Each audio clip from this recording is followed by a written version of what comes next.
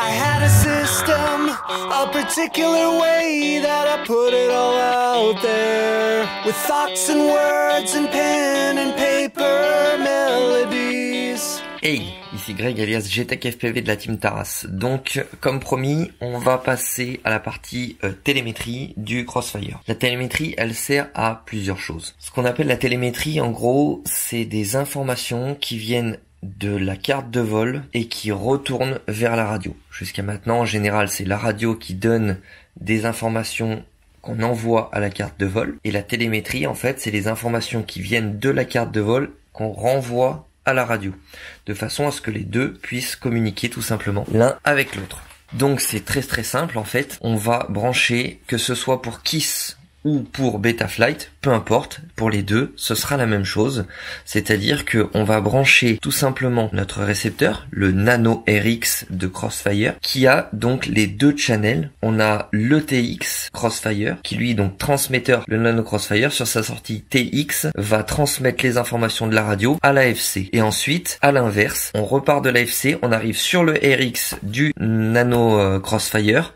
qui lui va renvoyer les informations à la radio. Donc la radio va pouvoir communiquer avec l'AFC dans les deux sens, c'est-à-dire la radio va pouvoir envoyer ces informations à l'AFC et l'AFC va pouvoir envoyer ces informations à la radio. Nous allons voir maintenant à quoi sert la télémétrie. La télémétrie, elle peut servir à plusieurs choses. Comme on a vu, on a la FC qui, elle, va pouvoir renvoyer des informations à la radio. Et à l'inverse, la radio envoyer des informations à l'AFC. Cette transmission se fait via le Nano Crossfire. Donc ça, c'est le petit composant. Donc on a branché avec par exemple un TX ici, un RX ici. Ici du coup en face un RX, le TX avec le RX et ici le TX avec le RX. Donc grâce à ce branchement sur l'AFC, ça va permettre à l'AFC de communiquer avec la radio. Qu'est-ce qu'il y a besoin comme information? La radio, bien évidemment, va nous communiquer des informations à l'AFC pour pouvoir piloter votre drone, ce qui est tout à fait logique. Donc du coup, cette communication, on peut faire le choix si elle a lieu en S-Bus ou en Crossfire. C'est au choix, soit l'un, soit l'autre. Et ça, on va tout simplement le choisir dans la radio avec le script LUA Crossfire. Donc, si on regarde ça, on a notre drone, on va lui brancher une LiPo.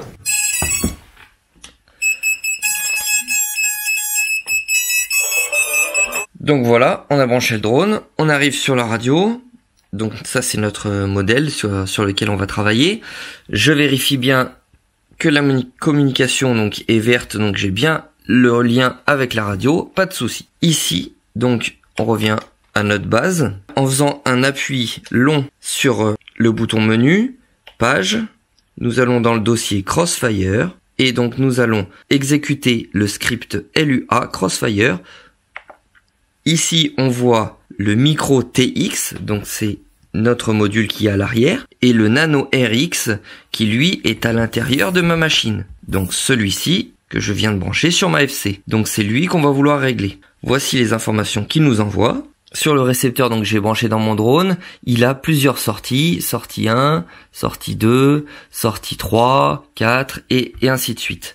Nous ce qui nous intéresse du coup, c'est de dire que la sortie 1, on met dessus du CRSF-TX, donc Crossfire TX, ou alors, si on le désire, on peut le changer par du S-Bus. Bien évidemment, je conseille le CRSF-TX, qui est le protocole Crossfire, qui est plus rapide que les autres. Ensuite, sur le CH2, on va mettre tout simplement le RX, c'est-à-dire la partie RX qui va nous permettre de recevoir les informations de l'AFC pour l'envoyer vers la radio. Une fois qu'on a fait ça, à quoi ça sert? Disons que par exemple, l'AFC, elle va recevoir le voltage de la LiPo.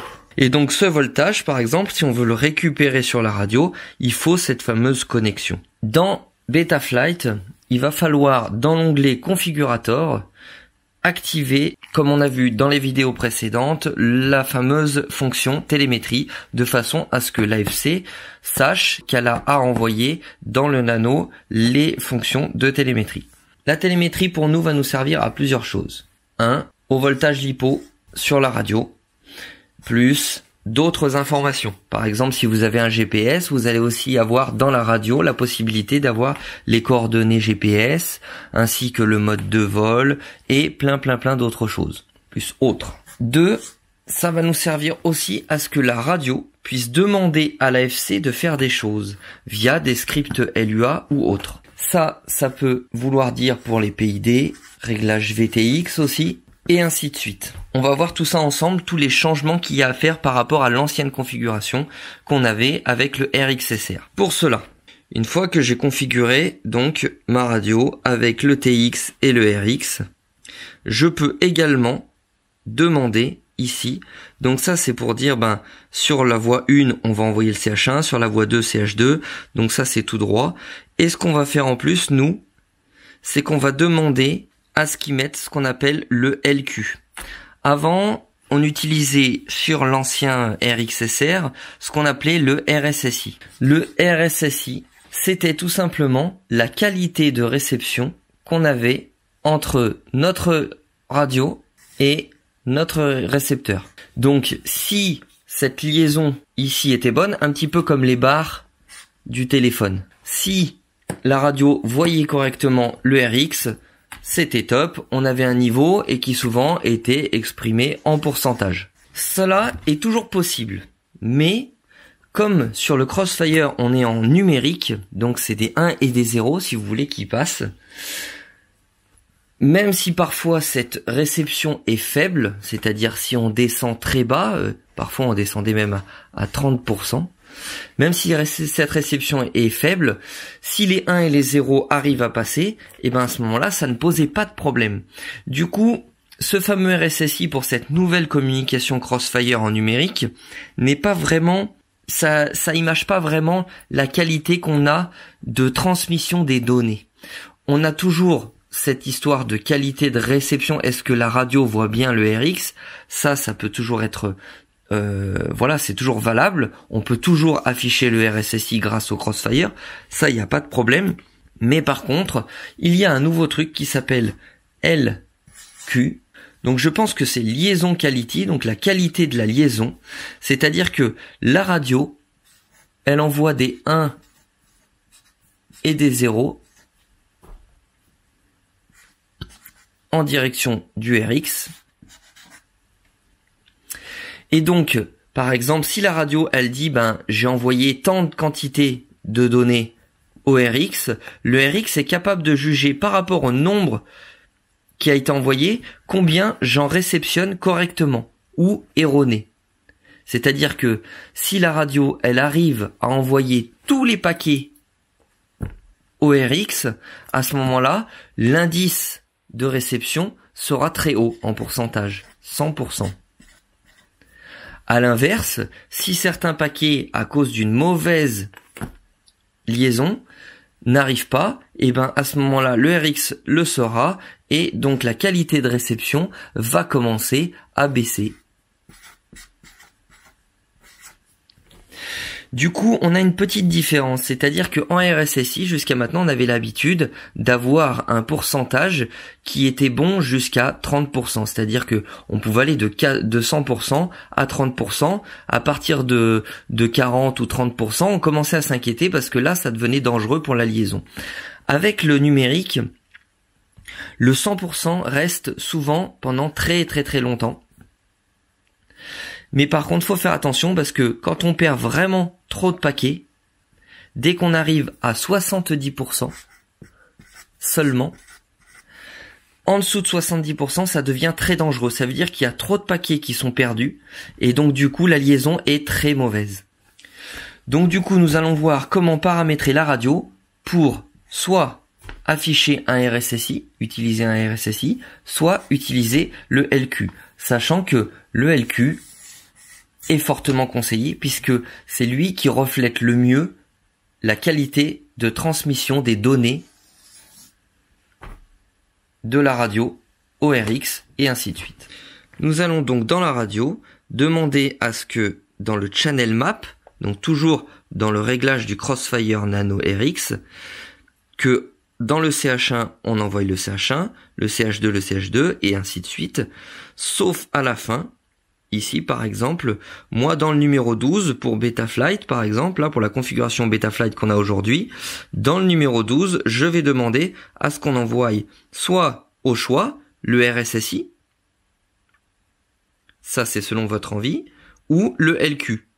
Moi là je vais choisir donc le LQ puisque c'est ce qui est conseillé. Ensuite, dans mon modèle, jusqu'à maintenant, par exemple, si je prenais celui-ci qui est encore en RXSR, c'est-à-dire en FrSky, sur les récepteurs RXSR de FrSky, jusqu'à maintenant, on n'avait pas le RSSI qui était transmis sur un canal, et donc qu'on pouvait récupérer pour afficher dans l'OSD. Donc du coup, on créait le RSSI que la radio recevait, qu'on appelait RSSI, donc une entrée qu'on avait nommée RSSI, et qu'on envoyait sur un des canaux, ici, là, par exemple le CH9 sur ce modèle-là, que j'envoyais sur le CH9, et sur Betaflight, je récupérais le CH9 pour l'afficher dans l'OSD. Là, du coup, on va devoir supprimer ça, puisqu'on n'en a plus besoin. Donc je peux supprimer donc le canal 9 RSS, hop là, ainsi que la fonction RSSI que j'avais programmée. Donc je peux supprimer ces deux parties-là qui ne servent plus à rien. Une fois supprimés, hop, ils n'y sont plus. Et paf, tout de suite, ici dans OX 8, pim, il est passé à 2000, c'est le RSSI. Donc du coup le RSSI en OX 8. On enregistre, enregistré. Allez, une petite deuxième fois, au cas où. Ensuite, nous allons aller dans l'onglet numéro 11, télémesure. Donc là je l'ai déjà fait, mais je vous fais voir quand même.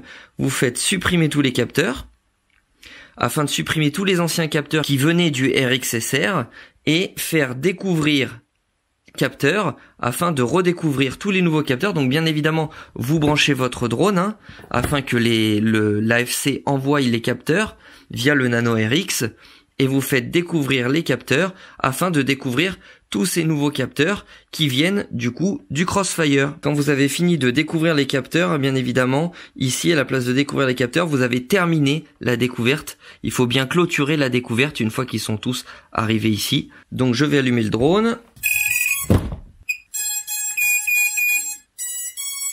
Et donc on voit que on a tous ces capteurs qui arrivent ici, hop là. Alors bien évidemment, le RSSI n'apparaît pas ici, vous ne le verrez pas puisque le RSSI il est géré directement par le petit Nano Crossfire qui lui se charge de l'envoyer sur le CH comme on a vu tout à l'heure 12. Par contre, on a ici un truc qui s'appelle RQLY, donc récepteur quality, qui est à 100%. Donc ça, c'est ce fameux LQ qui nous indique que on a 100% de réception, c'est-à-dire que tous les paquets qui sont envoyés sont réceptionnés. Vous avez également pas mal d'autres informations, comme le fameux mode de transmission. Donc c'est-à-dire que le Crossfire, donc quand il reçoit bien, quand on a une bonne réception, une bonne connexion avec le drone, on est en mode 2. Donc là c'est un mode très rapide. Ensuite quand on bascule sur le mode 1, à ce moment-là, on est dans un mode qui va un petit peu moins vite parce que les données, il faut en envoyer moins et moins rapidement parce que la connexion est moins bonne. Et quand on arrive vraiment dans le mode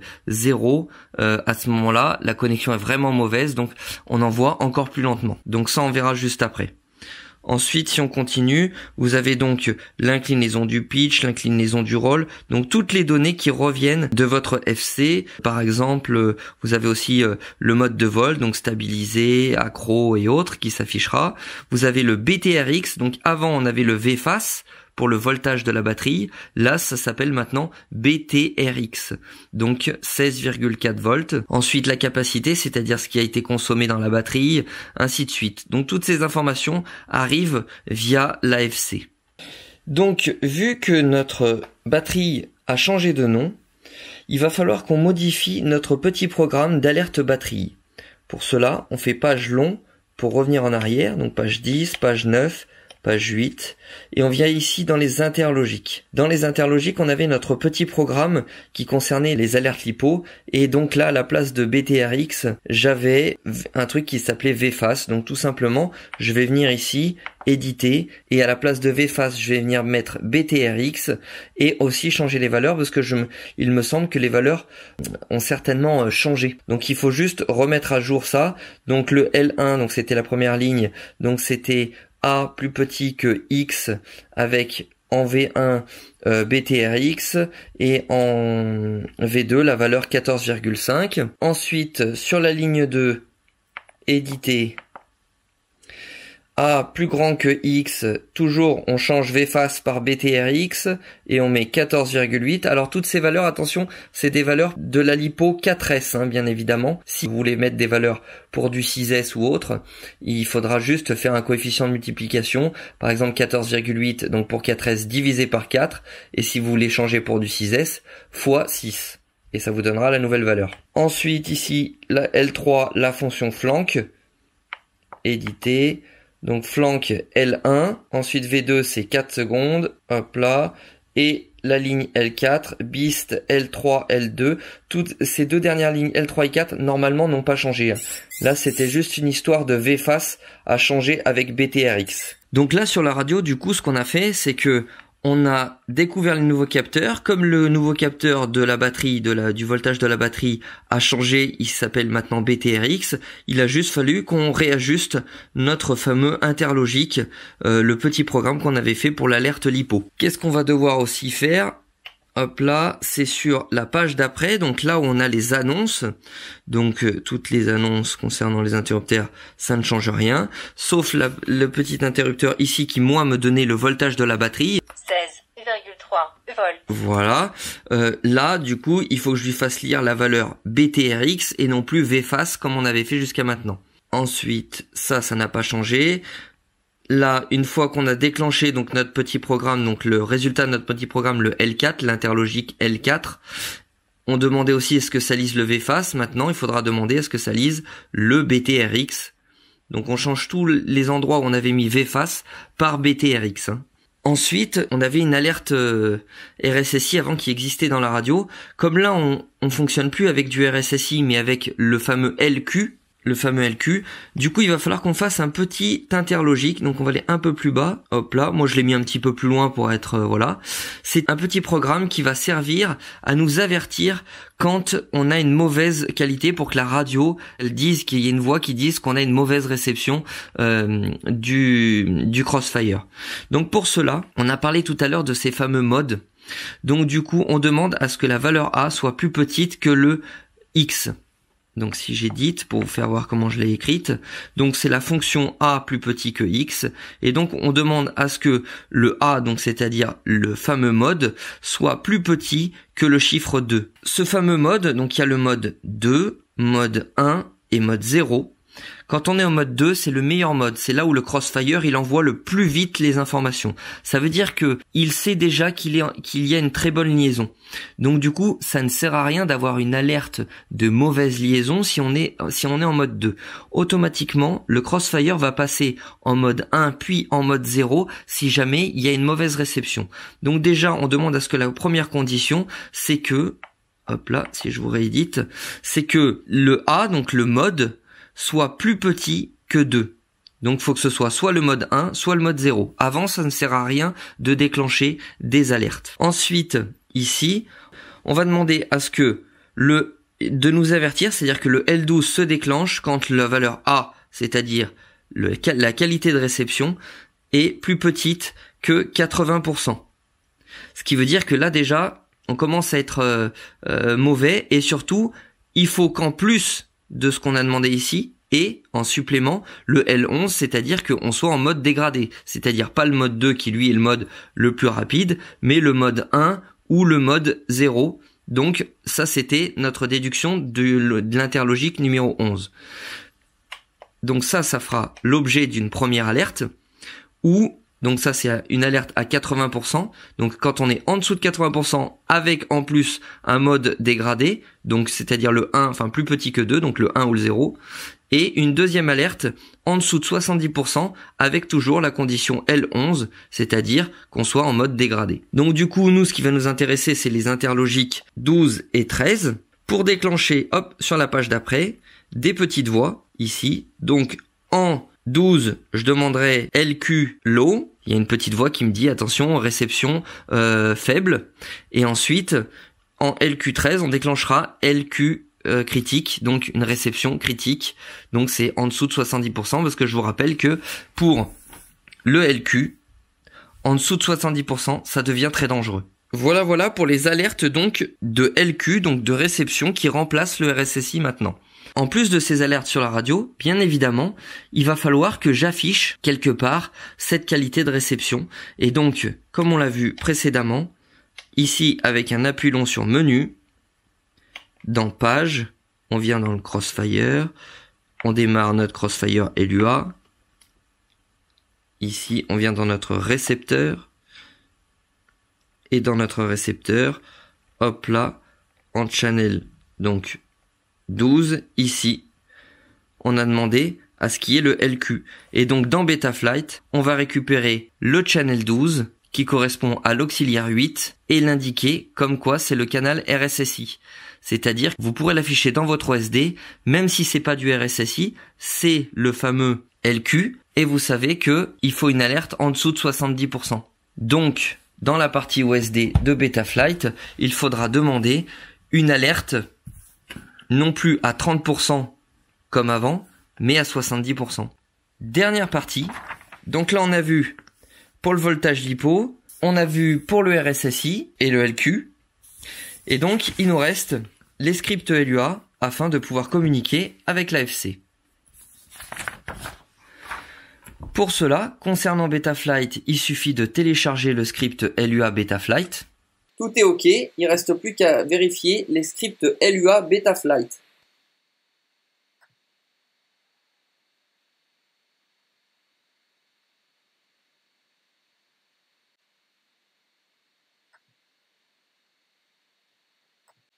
Dans le dossier téléchargement, en théorie, je me retrouve avec mes LUA Betaflight. Hop là. Ça, il va falloir que je le mette sur la carte SD de ma radio. Donc, je sors la carte SD de ma radio. Je la mets dans un adaptateur de carte SD. J'éjecte la carte SD que j'ai actuellement ici. Et je rentre la carte SD de ma radio. J'ouvre la carte SD. Ça, c'est l'ancien script. Donc, je vais le supprimer. Hop là. Une fois supprimé, hop, je vide ma corbeille. Ensuite, le nouveau script LUA Betaflight, hop, le nouveau dossier Betaflight à la source de la carte mémoire, je le colle ici. Ensuite, dans le dossier script, tac, il y a encore un dossier Betaflight et un dossier télémétrie. Donc, dans script, ici, je supprime l'ancien dossier Betaflight. Je vide la corbeille par sécurité. Histoire qu'il n'y ait pas de conflit entre l'ancien et le nouveau. Donc, hop, le nouveau, je viens l'insérer ici. Et ensuite, dans télémétrie, et dans télémétrie ici, on regarde ce qu'il y a, j'ai Betaflight LUA et Betaflight LUA-C. Donc, ces deux fichiers-là, je supprime les anciennes versions, je vide ma corbeille, et je viens y intégrer les deux scripts LUA de Betaflight. Pour le script LUA pour les fly controllers KISS, nous allons donc sur Google, script LUA KISS. Ici, on tombe sur le GitHub. Et pareil que pour Betaflight, ici, vous téléchargez la bonne version qui concerne votre radio. Dans l'onglet téléchargement, des IP, le fichier zip. Ouvrez le dossier de la carte mémoire, allez dans Script, puis dans le dossier Télémétrie,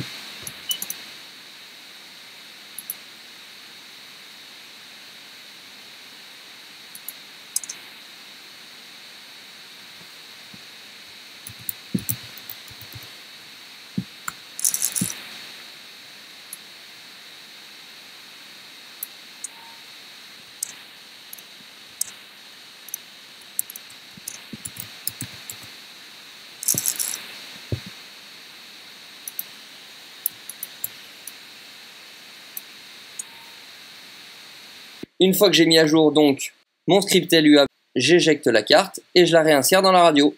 Voilà, j'ai réinséré donc ma carte mémoire dans la radio. Dernière partie, le script LUA est exactement le même que ce soit pour l'ancien protocole FrSky avec les RxSR ou pour le nouveau avec le nouveau Nano Crossfire. C'est exactement le même script, il n'y a pas besoin de changer de script, c'est-à-dire que donc dans mon modèle, quand je vais aller sur la page qui concerne les scripts LUA, donc c'est la page 12 affichage, ici on va choisir script, et ici on va choisir donc le fameux script LUA Betaflight BF qui sera l'écran 1 de mon modèle. Donc déjà je vous fais voir l'écran 1. Donc quand vous êtes là sur la radio, pour déclencher l'écran 1, on appuie longtemps sur page. Et là je déclenche l'écran 1. Donc là mon drone n'est pas allumé, mais vous avez donc les PID. Si j'appuie, vous avez les rates et ainsi de suite, avec les différentes pages et toutes les informations que vous pouvez modifier. Hop là, par exemple, si les filtres, et ainsi de suite. Si vous voulez modifier, donc quand vous êtes là, par exemple, vous voulez modifier les P du roll, vous cliquez, vous modifiez la valeur, et quand vous avez terminé, vous validez, donc voilà, et vous envoyez au drone en appuyant un long sur menu et en faisant Save Page. En faisant Save Page, ça renvoie les informations à la FC pour modifier les PID dans la FC. Donc ça, c'était le fameux écran 1, le script Betaflight. Écran 1, script BF.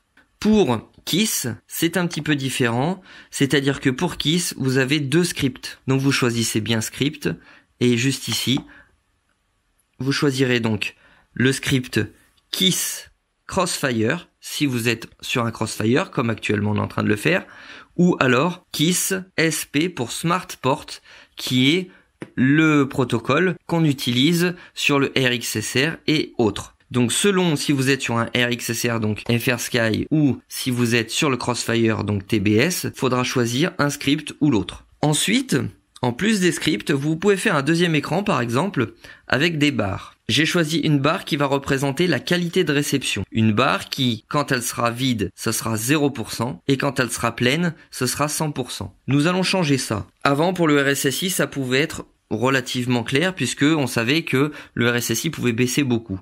Là, on sait que on voudrait qu'il baisse pas trop. Donc c'est-à-dire qu'on sait qu'à partir de 70%, c'est plus bon. Donc je voudrais que quand la barre est vide, ça veut dire qu'on devient critique et donc j'aimerais que la barre soit vide à 70%. Jusqu'à 100%. Ensuite, on va faire une deuxième barre avec le voltage de la batterie qui ne s'appelle plus VFAS, mais BTRX. Donc, BTRX, et donc le maximum, si on est en 4S par exemple, comme c'est le cas pour ce drone-là, ce sera 16,8, et le minimum, c'est-à-dire quand la barre est vide, ce sera 14,5. Et ensuite, j'affiche également en troisième barre un chrono, qui est mon fameux chrono qui correspond à ma batterie. Je vais fabriquer un troisième écran, avec cette fois-ci, donc toujours des affichages de valeurs. Donc au lieu d'afficher des barres comme précédemment, je vais demander à ce qu'il m'affiche des valeurs. Et donc la valeur de réception, ici le Air Quality, et ma valeur de LiPo, ainsi que le chrono et l'heure actuelle. Pour accéder à tous ces écrans, j'appuie sur le bouton page. Le premier écran, c'était les PID, donc le script Betaflight LUA. J'appuie sur page, je passe au deuxième écran, celui avec les barres. Donc là, le drone n'est pas branché, donc forcément, la barre est vide, réception nulle. Ça, c'est la dernière barre qu'il a reçue concernant la LiPo, donc a priori, il restait encore les 3/4. Et le chrono, comme on n'a pas décollé, il restait tout le chrono complet. Ensuite, je rappuie sur page, on arrive sur le dernier écran, où j'ai demandé la qualité de réception, le voltage de la batterie, le temps de chrono et l'heure actuelle. On en a fini pour la radio. System, a particular way that I put it all out there, with thoughts and words and pen and paper melody.